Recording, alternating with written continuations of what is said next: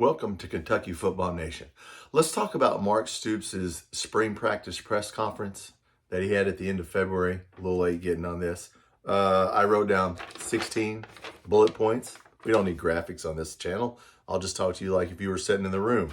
And I wrote this from my perspective of what I thought was important. I'll link to the press conference and some other things, maybe some of the interviews in the description or down in the comments, so you can see the press comments for yourself. But I just wrote down 16 bullet points that I thought were important.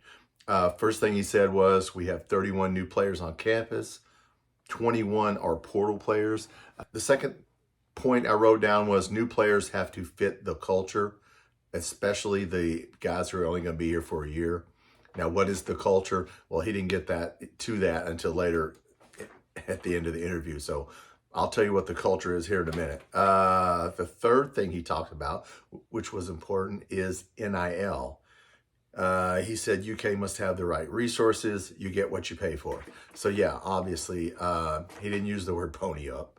I don't think he'll ever say that again, but it's still pony up, okay? Like I said in a previous video, Indiana has more NIL money than we do. I mean, come on, that's inexcusable. Indiana, I live here, and come on. So you get what you pay for, and I think we've done good in the portal with the money that we have spent.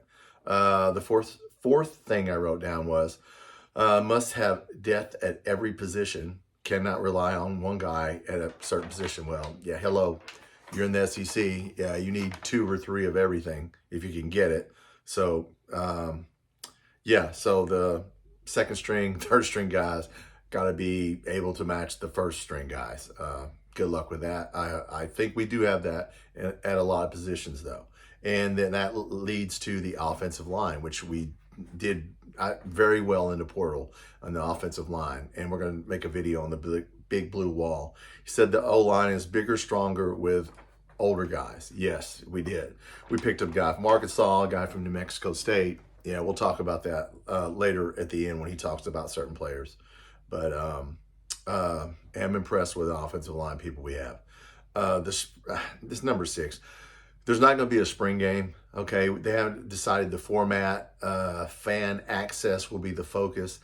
This is a new thing that started this year. I know Nebraska and a bunch of other teams don't want to have a spring game. And I listened to Nebraska's coach say that he didn't want people seeing the players he picked up in the portal or whatever. Well, it's a scrimmage. I mean, it's vanilla. What are they going to see? That the guy can run or tackle? I mean, so, I didn't watch the spring game. I didn't watch the whole game anyway. I mean, come on. I get it. It's just a glorified scrimmage or flag football game, but still, they're going to do something, but it's not going to be a full-blown spring game like we had in the past. Next point I wrote down was new quarterback Zach Calzada. This is the guy from Incarnate Word. He also played at Texas A&M, and he backed up Johnny Manziel. That tells you how old the guy is. He says he's shown maturity and experience. He should be mature and experienced for being 24 years old. But he did say he will help balance Cutter Boley. So I don't know what that means. I don't know which guy, if they're going to play two quarterbacks or one's going to start and one's not. I'm not sure about that. So we'll see how that shakes out, before the season. Freshman quarterbacks, there's a couple on campus, and it's yet to be determined who they'll keep and things like that. So, but Zach Calzada is definitely, I'll link to an interview he did in spring practice. A very nice guy. I mean, solid quarterback. So we'll see how that goes. And then the next thing I wrote down was portal players are all tough and experienced. And experience was the key when he got players out of the portal. He wanted experienced people. So that's what we went after. Makes sense. The next point, he said the team must work on concentration and focus day to day. Well, here's part of the culture thing we're going to start getting into. Because, we didn't have concentration week to week, let alone day to day last year. And they lost that. So we're going to work on it. That's a good thing to work on. He pointed out, the next point, he pointed out a running back that we picked up in the portal from Nebraska. I don't know this guy, Dante Dowell, 6'1", 225, says he's a standout player in the practices, and he's big and strong and fast. So, hey, great. Whoever Dante Dowell is, if he's big, strong, and fast, we'll take him. Next thing he talked about was the offense in general. It says it will have a different look. Bush Hamdan will make his offensive schemes better and more balanced, which means he's going to get to run, more of his offense now, because obviously he bought the players he wanted and got some players out of high school he wanted. So that's a good thing. They're confident about the tight end room. So yeah, we have some guys coming back, and we'll talk about all that when we get into offensive line.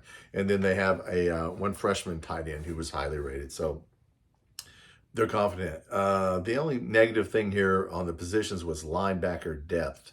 He says they're a little thin, but the quality of players is good. So, hey, let's hope no linebackers get hurt if we're thin at linebacker, because this is, playing the schedule we play, going to need some linebackers. So let's hope that we, fingers crossed we don't get anybody injured. This next one was important. He talked a couple minutes about this next one. That he got with the strength and conditioning team, and he wants to start pushing the team and the players without injuring them.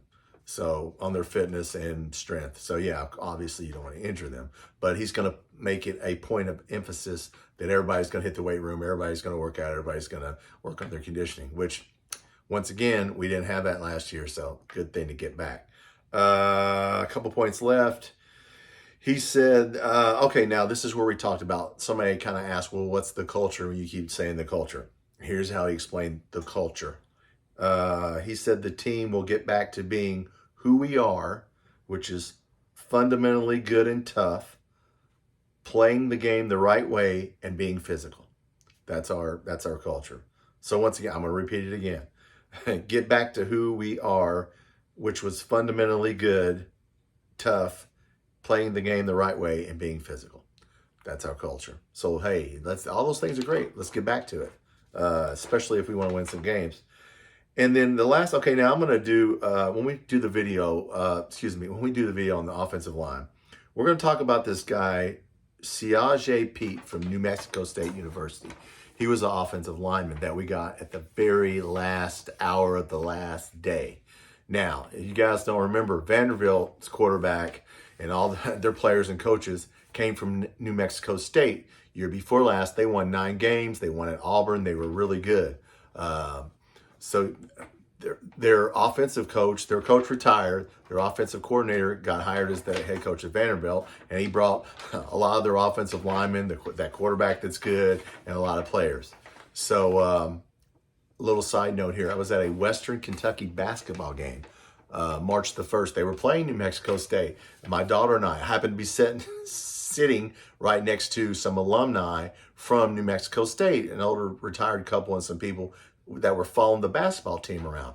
We started talking about football, and I said, yeah, hey, we got one of your linemen. And they were saying, this gentleman was saying, and his wife was agreeing, that, hey, you got a really good player. This Shiyazh Pete, full-blooded Native American. He said that, he was going to go to Vanderbilt, but for some reason, at the last second, he went to Kentucky. Obviously, it's probably, let's just guess why he changed his mind. He even said he visited Vanderbilt. So he was all set to go. We probably offered him a little more money. I don't care how we got him. He's a very experienced player, and this alumni from New Mexico State said he was the best offensive lineman of all the people that went to Vanderbilt. So, hey, we'll take him. Anyway, hey, if you like the video, like and subscribe. This is just the fan channel. It's not going to be any fancy graphics. I'm just going to, like I said, talk like I'm sitting here talking with you right now.